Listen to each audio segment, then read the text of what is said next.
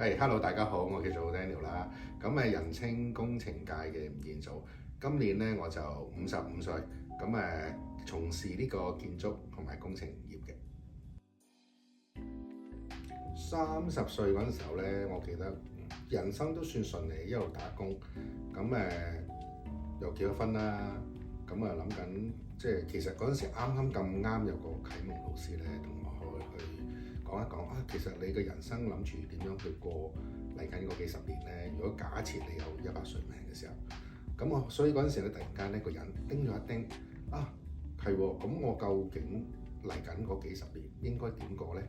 咁就再重新去思考人生，究竟我嚟緊應該去點去做先更有價值咯。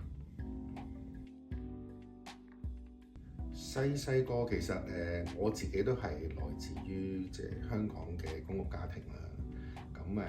父母就好早已經離開咗香港去第二個地方做嘢。所以自小因為我自己有最大嗰個啦，所以我就好多時會自己身兼父職去照顧佢哋。我最記得咧，細個已經要帶細佬妹去落街買餸煮飯，就自己學識照顧自己嘅啦。都廿幾年前啦，廿幾30年前啦。其實第一份工作咧係因為我哋都喺學校畢業啦，有啲公司嚟學校揾我哋啦。其實當年我自己讀書都成績都唔錯嘅，所以好快就俾一間展覽會公司去取錄咗。反而最得意嘅就係比我想象中最唔同嘅就係以前諗住讀書 OK， 都會去到一啲大嘅公司啦。大嘅公司裏邊咧有海景啊，中環好靚嘅地方啊，要着靚啊翻工咁樣。但係反而俾我最大嘅落差就係嗰陣時第一份工原來係要去荃灣工廠大廈一啲地牢不見天日嘅地方咧，就去做嘢嘅。呢個係我一個好大嘅反差嘅對比咯。應該話嗰陣時有個抉擇啦。個抉擇就係頭先我都有講關於30秒，就30年嘅時候咧，究竟嚟緊餘下人生點去過？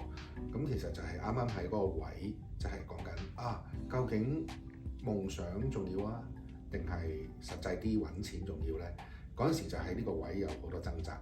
但係因為自己嗰陣時諗咗如果我去到30零歲嘅時候咧，如果我真係做唔到一個好出色嘅設計師嘅時候，我都要諗究竟可唔可以有其他嘅出路？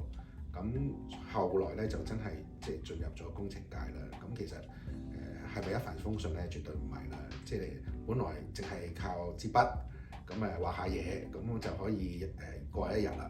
而家咧就反而日日都要落地盤，日日都要好辛苦流晒汗，去重新去學過。因為始終喺紙上邊同喺實際做嗰樣嘢出嚟，其實係好大落差嘅。所以由頭學過啦。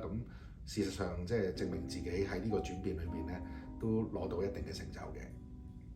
我諗最大要克服嘅反而係自己咯。因為你要脫離一個打工嘅舒適圈，我個個月有糧出，同埋你真係要做生意嘅，你唔係淨係擔心自己有好多同事又要交租又要燈油火蠟好多嘢要考慮。所以其實呢個係一個要跳出自己舒適圈一個好重要嘅決定嚟。深刻同我覺得呢件事除咗深刻之外，都令到我喺人生裏邊都幾大嘅反省嘅。其實間公司運作咗幾年啦，其實都上咗軌道啦，其實都生意額都唔錯。但係因為其實咁啱就係遇到我爸爸面對癌症呢個問題。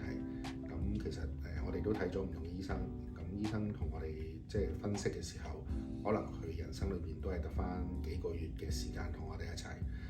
其實我呢個決定係對我屋企人同埋對我啲細佬妹都好重要嘅，就係我願意放低生意，係全時間去陪爹哋媽咪，陪佢行埋人生嘅最後一程咯。我覺得喺呢個決定裏邊，對我嚟講一個冇遺憾嘅決定咯。我會自己同自己講咧，Daniel 你都好叻㗎啦。當然啦，裏邊有好多即係自己不為人知嘅即係事啦，好多時要自己去處理好多嘢啦。父母唔喺香港，自己又要做大哥哥，咁亦都佢哋細佬妹又未必明白你嘅需要。咁其實好多時都係自己一個人去面對所有嘅責任，要承擔晒做哥哥應有嘅責任。咁其實當你越過呢個時候，其實你又可以好開心去面對明年，好叻叻啊你！我最想即係同啲年青人講嘅咧，就係即係喺你30歲嘅時候咧，其實最緊要一樣嘢，感夢同埋感想，因為其實唔係個個人可以做得到呢一樣嘢。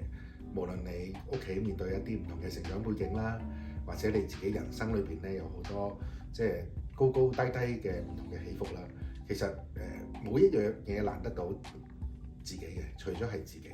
咁所以感夢感想，我覺得係好重要嘅。